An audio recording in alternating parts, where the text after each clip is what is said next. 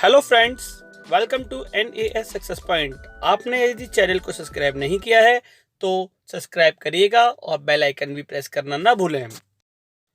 इस वीडियो में हम बात करेंगे क्लास 7 के वाटर चैप्टर के, और इस वीडियो को अंत तक देखना ना भूलें क्योंकि इस वीडियो के अंत में आपको रिटन में क्वेश्चन आंसर्स भी देखने को मिलेंगे। Hello friends, this is the chapter number 5 of class 7 geography water. इस चैप्टर में हम लोग वाटर के बारे में बहुत सारी बातों को समझेंगे। जैसे ही हम वाटर का नाम सुनते हैं, हमारे मन में बहुत सारी बातें आने लगती हैं, जैसे कि रिवर, वाटरफॉल, रेन ड्रॉप्स, बारिश की बूंदें, या हमारे घर के जो नल होते हैं, टैप्स होते हैं, उनकी। और आपको याद होगा कि जब हम छोटे थे तो उस समय हम लोग जब बारिश पड़ती थी तो उस बारिश में जब पानी भर जाता है तो उसमें कागज की कुछ नाव बना करके उसको तैराते थे। और अब हम ये समझेंगे कि ये वाटर जो है, बारिश होती है तो ये आता कहाँ से है। तो सबसे पहले हम यहाँ साइड में एक ग्लॉसरी है, इसको समझ लेते हैं। टेरेरियम, ये एक आर्टिफिशियल एनक्लोजर है। एनक्लोजर मतलब चारों तरफ से बंद, और उसके अंदर हम छोटे से अपने घर के अंदर प्लांट्स को रखते हैं। तो नीचे आप एक तस्वीर में देख सकते हो, यहाँ एक जार है और इस जार में आपको दिख रहा होगा कि प्लांट्स ग्रो हो रहे हैं। तो इसमें देख लेते हैं कि क्या है। सबसे पहले आप एक जार लीजिए, उस जार को 1/4 आप सॉइल से भर लीजिए और उसको ठीक से प्रेस करके दबा दीजिए, और उसमें ह्यूमस की एक लेयर उसके ऊपर स्प्रेड कर दीजिए, बिछा दीजिए। ह्यूमस इट मीन्स जो प्लांट्स होते हैं जिनमें लाइफ्स होती है, तो उनकी जो लीव्स होती हैं वो सड़ जाती हैं, गल जाती हैं। तो ये एक नेचुरल तरीके से खाद, फर्टिलाइजर्स प्रोड्यूस करती है। तो इस तरीके की कुछ चीज़ों को हम एज अ ह्यूमस उस सॉइल के ऊपर स्प्रेड कर देते हैं। फिर उसके बाद हम छोटे छोटे पौधों को प्लांट कर लेते हैं उस सॉइल में। उसके बाद फिर एक बड़ा प्लांट हम बीच में लगा देते हैं और उसमें फिर वाटर डाल देते हैं। और फिर हम देखेंगे कि वो जो वाटर है वो धीरे धीरे ऊपर की तरफ जो एवोपरेट हुआ, और एवोपरेट होने के बाद ये एवोपरेट कहाँ से हुआ? लीव्स से। और धीरे धीरे ये वाटर जो है ड्रॉप के फॉर्म में नीचे की तरफ गिरने लगेगा। तो ये हमने एक आर्टिफिशियल अपने तरीके से टेरेरियम बनाया। आइए अब हम कुछ और कंसेप्ट्स को समझते हैं। अब देखिए, जब सन जो होता है, सन में बहुत एनर्जी होती है जो कि हीट फॉर्म में होती है, और इसकी वजह से ही एवोपरेशन होता है, वाष्पीकरण जिसको कहते हैं। वाटर एयर फॉर्म में चेंज होकर के और ये ऊपर की तरफ जाने लगता है, इट मीन्स वाटर वेपर। और ये वाटर वेपर ऊपर जाकर के कूल डाउन, ठंडे हो जाते हैं। ठंडे होने को हम इस प्रोसेस को बोलते हैं कंडेंसेशन। और कंडेंसेशन के बाद ही क्लाउड्स फॉर्म होते हैं, बादल बनते हैं। और जब इन बादलों में वाटर को होल्ड करने की कैपेसिटी नहीं रहती, उतनी ताकत नहीं होती कि अपने अंदर वाटर को एब्जॉर्ब कर सकें। जैसे कि कॉटन है, रुई है, उसमें हम बहुत ज़्यादा पानी डाल देंगे, अगर कम डालेंगे तो वो उसको एब्जॉर्ब कर लेगा, लेकिन बहुत ज़्यादा डाल देंगे तो वो उस वाटर को नीचे की तरफ गिराने लगेगा। ऐसे ही क्लाउड्स के साथ भी होता है। और ये जो वाटर ऊपर से नीचे की तरफ आता है रेन, स्नो या स्लीट्स फॉर्म में, इसी को हम प्रेसिपिटेशन भी कहते हैं। ओले पड़ते हैं, बारिश होती है। ठीक, आइए अब बात करते हैं हम वाटर साइकिल की। Water cycle, cycle it means किसी भी चीज़ को हम जहाँ से स्टार्ट करते हैं फिर से वो वहीं आ जाती है। जैसे अपनी साइकिल को पैडल मारते हैं तो बार बार वो राउंडली हम लोग पैडल को ऊपर नीचे करके अपनी साइकिल को आगे बढ़ाते हैं। ओके, तो यहाँ हम जानेंगे कि वाटर साइकिल क्या है। तो इसमें आप जानोगे कि वाटर जो कंटिन्यूअली चेंज हो रहा है डिफरेंट फॉर्म्स में। अभी मैंने आपको बताया एयर, स्लीट या रेन फॉर्म में। उसके बाद नीचे हम फिर से देखते हैं कि जब रेनफॉल होने के बाद वो रिवर या फिर ओशियन या सी में वाटर कलेक्ट हो जाता है, तो इट मीन्स डिफरेंट फॉर्म्स में। तो यहाँ हम जानेंगे कि वो डिफरेंट फॉर्म में चेंज होने के बाद वो सर्कुलेट भी करता है ओशियंस में, या फिर सर्कुलेट का मतलब मूवमेंट, इधर से उधर जाना, ओशियन में, एटमॉस्फेयर में, लैंड के ऊपर भी आता है। तो यही वाटर साइकिल होती है। इस इमेज में हम जानेंगे कि वाटर, जो कि आप देख सकते हो ब्लू कलर में स्प्रेड है अर्थ के ऊपर, और जब ये गर्म होता है, हीट होता है, तो ये एवोपरेट हो रहा है, तो इसी को एवोपरेशन बोलते हैं। ऊपर जाकर के कंडेंसेशन हुआ, जो कि क्लाउड फॉर्म में है। फिर उसके बाद प्रेसिपिटेशन हुआ, और आप देख सकते हो कि ये रेन फॉर्म में हो रहा है।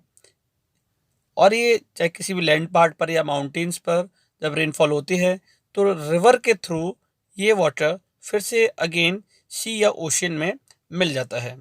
तो यही है वाटर साइकिल। और हम जानेंगे कि हमारी जो अर्थ है, ये अर्थ भी एक टेरेरियम की ही तरीके से है, जो कि इसके ऊपर वाटर है, बहुत सालों से अर्थ के ऊपर एग्जिस्ट करता है और आज भी है।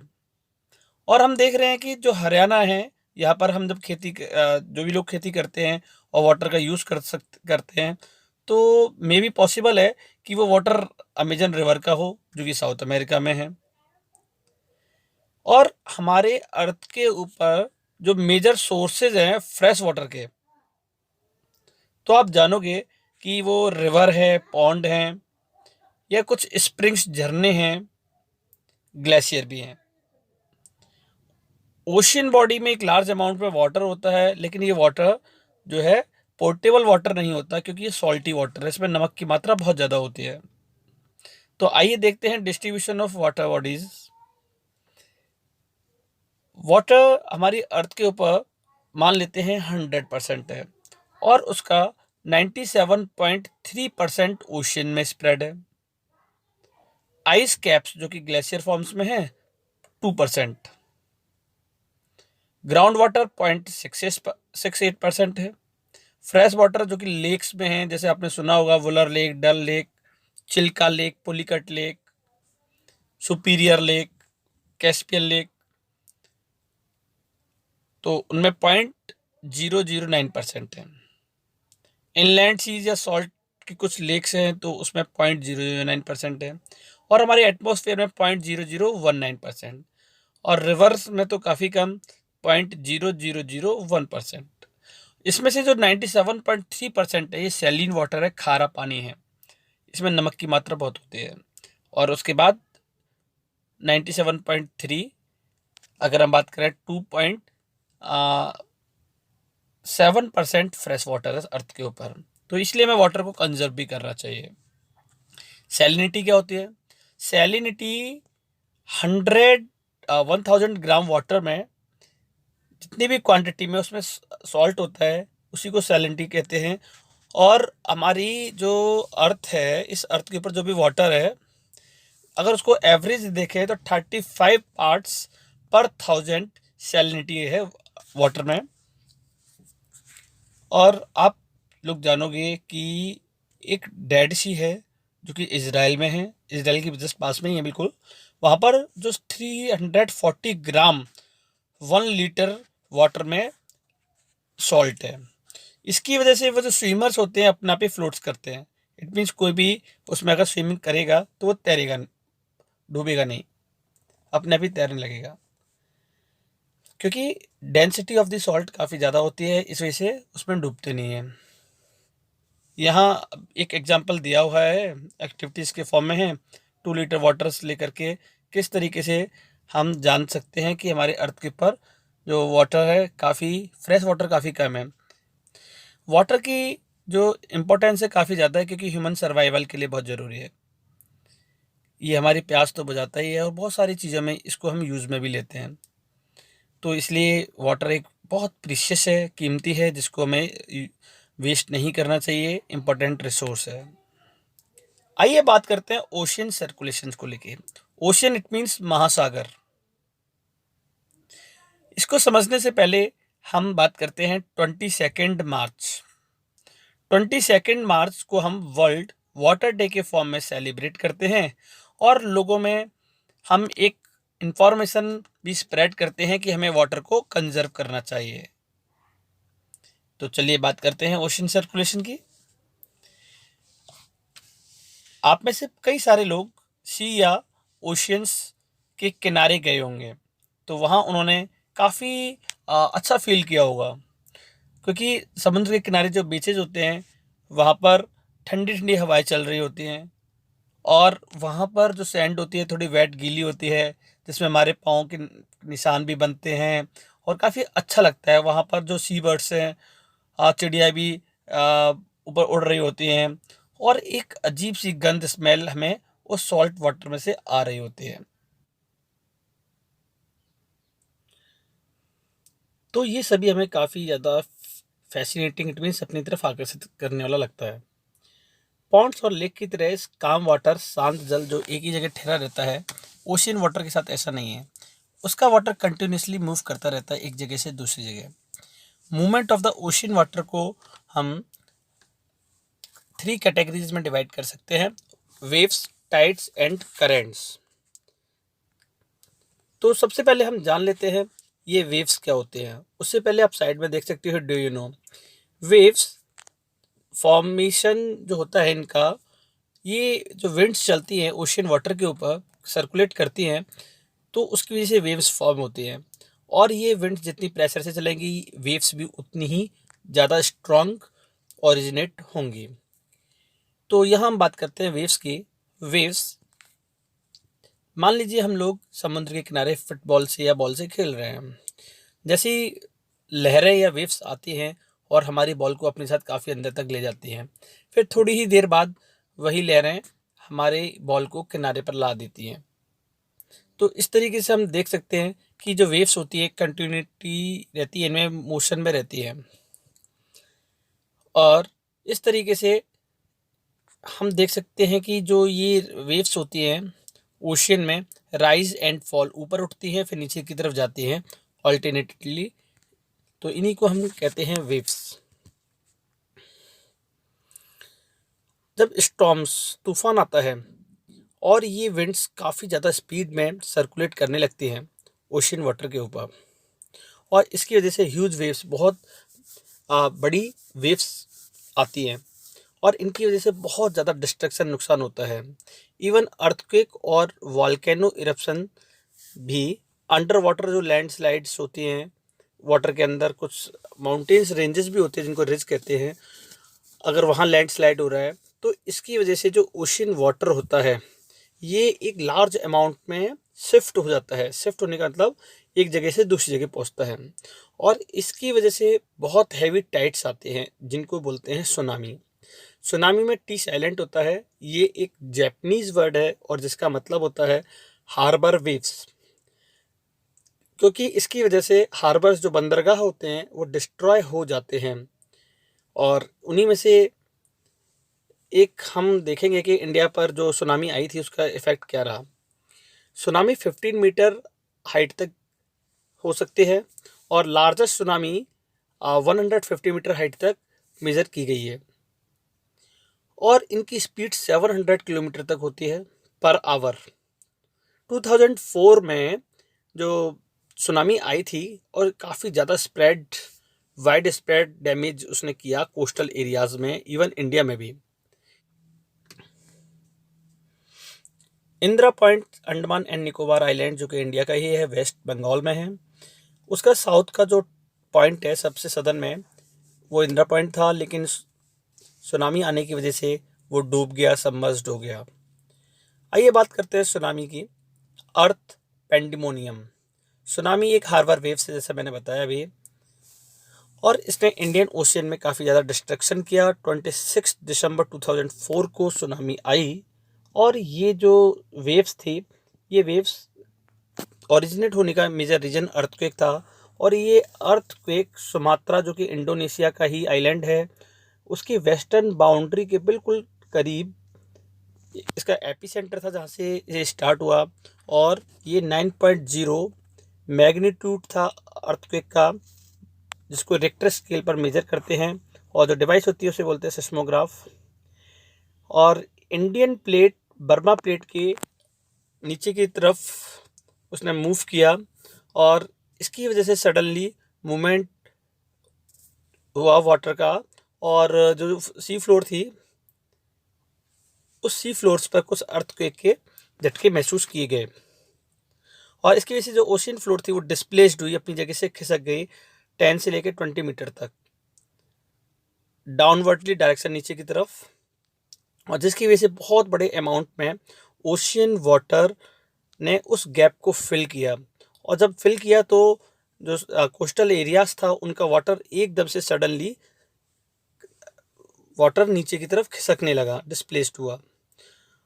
और वहाँ कोस्ट लाइन पर जो अगर हम इंडिया में भी बात करें तो इंडिया में भी तमिलनाडु, आंध्र प्रदेश में ये देखा गया था, south and south east Asia में भी है ये।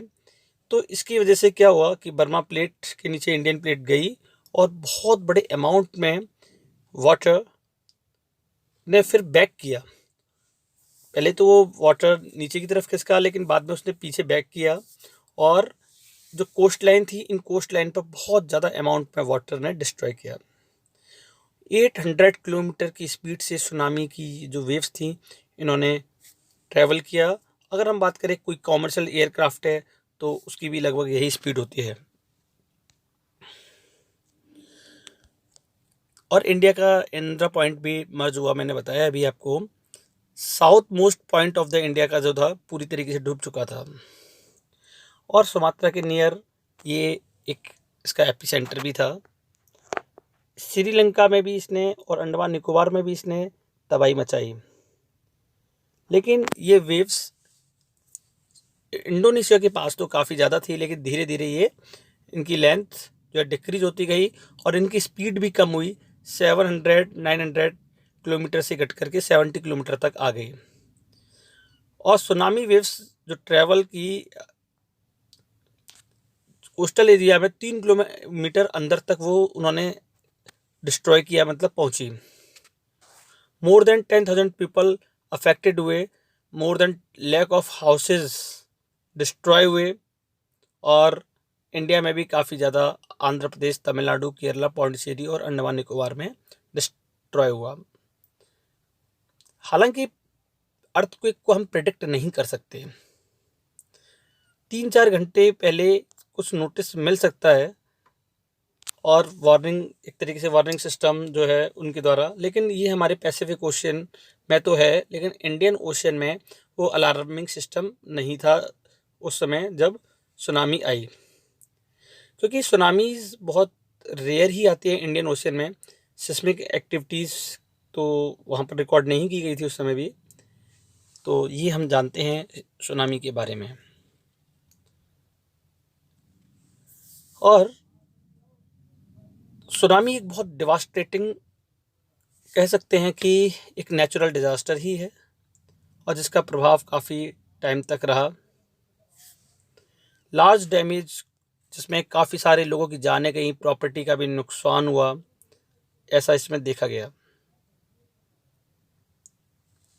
और अगर हम जानें, हम समुद्र के बीच पर खड़े होते हैं तो वाटर बहुत ज़्यादा अमाउंट में अगर नीचे की तरफ विड्रॉ हो रहा है, लौट रहा है, तो कई सारे लोग वहाँ खड़े भी थे, देख भी रहे थे, उनको इसका आनंद लेने के लिए समुद्र के बीच में खड़े रहे। लेकिन उनको क्या पता था कि एकदम से गहराई में जाता हुआ पानी उनकी तरफ एकदम से झटके से आएगा, और ऐसा ही कुछ हुआ। कुछ लोग तो वहाँ इस मिरेकल को देखने के लिए खड़े हुए थे, और इसकी वजह से कई सारे लोगों की वहाँ जाने भी गई। आइए अब बात करते हैं वेव्स के बाद टाइड्स की। तो what do you mean by tides? Tides एक रिदमिक होता है। रिदम का मतलब एक प्रॉपर इंटरवल में rise and fall of the ocean water. Rise का मतलब ऊपर की तरफ आना, फॉल का मतलब नीचे की तरफ जाना। तो ये दिन में 2 बार होता है, तो इसी को हम टाइड्स बोलते हैं ओशियन में। आइए जान लेते हैं कि जो टाइड्स होते हैं उनके डिफरेंट टाइप्स हैं। तो स्ट्रॉन्ग ग्रेविटेशनल जब पुल होता है, जैसे कि टाइड्स आने के लिए अर्थ, मून और सन, इन तीनों की बात करते हैं। मून और सन काफ़ी ज़्यादा इफेक्ट डालते हैं टाइड्स के ओरिजिनेशन के लिए। यहाँ हम देखेंगे सन और जो मून है, अर्थ सरफेस के ऊपर टाइड्स का कॉज तो है ही, लेकिन इनकी जो पोजीशन होती है उसकी वजह से हाई टाइड्स और लो टाइड्स आते हैं। जब water of the earth close होता है मून के, तो मून उसको अपनी तरफ खींचता है, अट्रैक्ट करता है, और ग्रेविटेशनल फोर्स होता है मून के अंदर, तो वो अपनी तरफ अट्रैक्ट करेगा, पुल करेगा, पुल मतलब खींचना, और जिसकी वजह से हाई टाइड्स आती हैं। और ऐसा अधिकतर फुल मून और न्यू मून, पूर्णिमा और अमावस्या के दिन होता है। न्यू मून इट मीन्स अमावस्या, फुल मून इट मीन्स पूर्णिमा। और the sun, the moon and earth are in the same line, और ऐसा तब होता है जब अर्थ, मून और सन एक ही लाइन में होते हैं। जैसा कि आपको स्प्रिंग टाइड में दिख सकता है, अर्थ, मून और सन, और नीचे वाली इमेज में भी मून, अर्थ और सन एक ही लाइन में है। नीचे वाली इमेज में तो आपको दिखेगा अपोजिट डायरेक्शन में मून और सन दोनों ही वाटर को अपनी तरफ खींच रहे हैं, तो हाई टाइड्स आएंगी। और उससे ऊपर जो सेंटर में इमेज है उसमें आपको दिखेगा सन और मून दोनों ही एक तरफ हैं, जो कि अर्थ के वाटर को अपनी तरफ अट्रैक्ट कर रहे हैं। नीप टाइड में आप जान पाओगे कि मून, सन और अर्थ एक राइट एंगल बनाते हैं।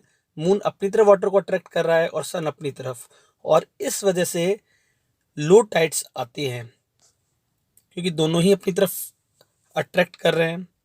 तो इसकी वजह से इसे नीप टाइड बोलते हैं, और ये लो टाइड्स होती है।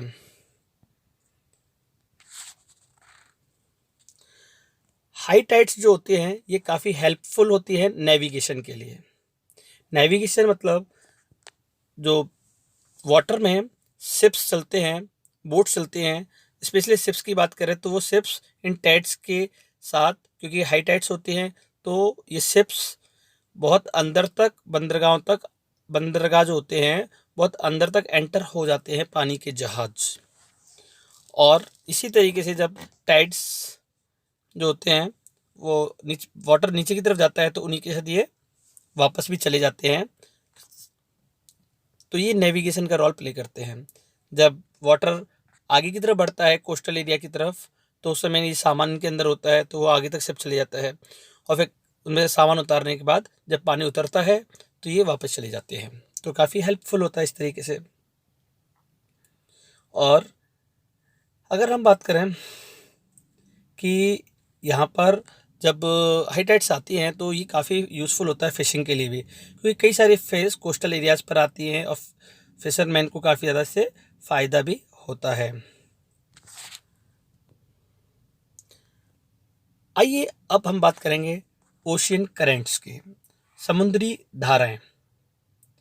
इससे पहले हमने बात की थी टाइड्स की, और उससे पहले वेव्स जो थी तरंगे थी, टाइड्स ज्वारभाटा, और ओशियन करंट जिनको हम कहते हैं समुद्री धाराएं। तो ओशियन करंट्स क्या हैं जान लेते हैं। ये स्ट्रीम्स हैं वाटर की, जो कि कॉन्स्टेंटली ओशियन सरफेस के ऊपर एक डेफिनेट डायरेक्शन में चलती रहती हैं। और ये ओशियन करंट्स वार्म गर्म या फिर कोल्ड ठंडी होती हैं। और जो वार्म करंट होती हैं ये ओरिजिनेट होती हैं इक्वेटर से, और जो भी इक्वेटर से पोल्स की तरफ, नॉर्थ में नॉर्थ पोल है, साउथ में साउथ पोल है, वहाँ मूव करती हैं, तो ये वार्म करंट होती हैं। और कोल्ड करंट पोल से इक्वेटर की तरफ, दोनों ही पोल से, नॉर्थ और साउथ पोल से इक्वेटर की तरफ जो भी करंट मूव कर रहे हैं उनको हम कोल्ड करंट कहते हैं। कोल्ड मतलब ठंडी। तो इनमें से हम कुछ की बात करते हैं। लैब्राडोर ओशियन करंट है, ये एक कोल्ड करंट है जो कि ग्रीनलैंड और कनाडा के बीच से होती हुई अटलांटिक ओशियन में, नॉर्थ अटलांटिक ओशियन में एंटर करती है। ये कोल्ड करंट है। गल्फ स्ट्रीम जो कि इक्वेटर के पास से मैक्सिको का जो गल्फ है वहाँ से ओरिजिनेट होती हुई, और ये आर्कटिक ओशियन की तरफ जाती है, मतलब नॉर्थ की तरफ, जो कि वार्म करंट है। और जहाँ पर भी वार्म करंट पहुँचती है वहाँ के टेम्परेचर को रेज कर देती हैं, और जहाँ पर भी कोल्ड करंट पहुँचती है वहाँ के टेम्परेचर को रिड्यूस कर देती हैं। क्योंकि जो कोस्टल एरिया होता है, लैंड सरफेस, वहाँ के टेम्परेचर काफ़ी ज़्यादा इससे इफेक्टेड होता है। और जहाँ पर वार्म और कोल्ड करंट दोनों मिलते हैं वो बेस्ट प्लेस होती है फिशिंग के लिए। वहाँ पर बहुत सारी फिश जो है कलेक्ट हो जाते हैं और उनकी ग्रोथ भी अच्छी होती है, इसलिए वहाँ पर फिश बहुत ज़्यादा क्वांटिटी में मिलती है। आप इस इमेज में देख सकते हो, अभी आपको मैंने ग्रीनलैंड और कनाडा का नॉर्थ ईस्टर्न पार्ट है, तो आप देख सकते हो लैब्राडोर करंट, और ठीक ऐसे ही ये आपको दिख रहा होगा ब्लू कलर में एक एरो से, और रेड कलर का arrow gulf stream Atlantic ocean में आपको दिख रहा होगा, नॉर्थ अटलांटिक ओशन में, जो कि नॉर्थ अटलांटिक ड्रिफ्ट की तरफ मूव कर रही है। ये गल्फ स्ट्रीम रेड कलर से, ये एक वार्म करंट है। जितनी भी ब्लू कलर की करंट है ये कोल्ड हैं, और रेड कलर की हैं ये वार्म करंट हैं। और भी आप कुछ नाम इसमें देख सकते हो, ब्राजीलियन जो कि वार्म करंट है, और ऐसे ही बेंगुला और फॉकलैंड ये दोनों ही कोल्ड करंट हैं। अगर पैसिफिक ओशन की बात करें तो हम्बोल्ट एक कोल्ड करंट है, और इसी तरीके से आप जापान के पास देखोगे क्यूरोसियो एक वार्म करंट है और ओयोसियो एक कोल्ड करंट है। इंडियन ओशियन में अगुलहास एक वार्म करंट है। जापान का जो ईस्टर्न कोस्ट एरिया है आप देख सकते हो, जहां पर आपको क्यूरोसियो वार्म करंट देखने को मिल रही है। नॉर्थ अमेरिका, ये दोनों ही ऐसे एग्जाम्पल है जहां पर कोल्ड और वार्म करंट आपस में आकर टकराती हैं, और मछली पकड़ने का एक बहुत बड़ा ये सेंटर है, क्योंकि यहाँ पर एक फॉगी वेदर्स डेवलप होता है, और लेकिन इसकी वजह से वहाँ नेविगेशन में भी प्रॉब्लम्स आती हैं। Let's talk about continent, ocean and seas. तो सबसे पहले बात करते हैं हम कॉन्टिनेंट की। तो आप देख सकते हो ये नॉर्थ अमेरिका है, इसमें कनाडा, यूएसए और मैक्सिको मेजर कंट्रीज़ हैं। साउथ अमेरिका जो कि नॉर्थ अमेरिका के साउथ में है, और यहाँ पे ब्राज़ील, अर्जेंटीना जैसी मेजर कंट्री है, चिली, बोलीविया, पेरू। और यहाँ आप देख सकते हो Europe, France, Italy, Spain, England जैसी मेजर कंट्री है। ये यूरोप कॉन्टिनेंट है, और यूरोप कॉन्टिनेंट और एशिया, इन दोनों को यूराल रेंज सेपरेट करती है। एशिया आप देख सकते हो इंडिया के जस्ट ऊपर लिखा हुआ है, India, Japan, China, Pakistan, Sri Lanka, Afghanistan, ये कंट्रीज एशियन कंट्रीज है। और यूरोप के नीचे आप Africa continent, South Africa, Zimbabwe, Kenya, Ghana जैसी मेजर कंट्रीज है। और नीचे आप देख सकते हो ऑस्ट्रेलिया, और ऑस्ट्रेलिया के नीचे आपको दिख जाएगा अंटार्कटिका। तो ये मेजर कॉन्टिनेंट्स हैं। अब बात कर लेते हैं नॉर्थ अमेरिका और यूरोप के बीच में north Atlantic ocean, south America और अफ्रीका कॉन्टिनेंट के बीच में साउथ अटलांटिक ओशियन, इस पूरे को मिला के अटलांटिक ओशियन जो कि एस शेप में है। नॉर्थ अमेरिका और साउथ अमेरिका के वेस्ट में पैसिफिक ओशियन, और इसी का दूसरा पार्ट हमें जापान और ऑस्ट्रेलिया के ईस्ट में देखने को मिलेगा, पैसिफिक ओशियन, जहाँ मैरियाना ट्रेंच है, सबसे गहरी खाई, समुद्री खाई, 11,022 मीटर जिसकी गहराई है, डेप्थ। और इंडियन ओशियन जो कि इंडिया के नीचे है, ये इंडियन ओशियन। ऐसे ही इंडिया के वेस्ट में अरेबियन सी और ईस्ट में बे ऑफ बंगाल। अफ्रीका कॉन्टिनेंट और अरेबियन पेनिनसुला जो है, यहाँ पर रेड सी, और जस्ट इसके ऊपर मेडिटेरेनियन सी जो कि यूरोप और अफ्रीका के सेंटर में है। मेडिटेरेनियन सी के ऊपर ब्लैक सी, कैस्पियन सी भी आपको देखने को मिलेंगे। इसी तरीके से हम साउथ चाइना सी और ईस्ट चाइना सी को भी देख सकते हैं, जापान और फिलीपींस के पास में। आइए बात करते हैं एक और ओशियन बॉडी की, जिसका नाम है आर्कटिक ओशियन, जो कि ग्रीनलैंड और यूरोप के बीच में है। अंटार्कटिका के ऊपर आपको सदर्न ओशियन नजर आएगा,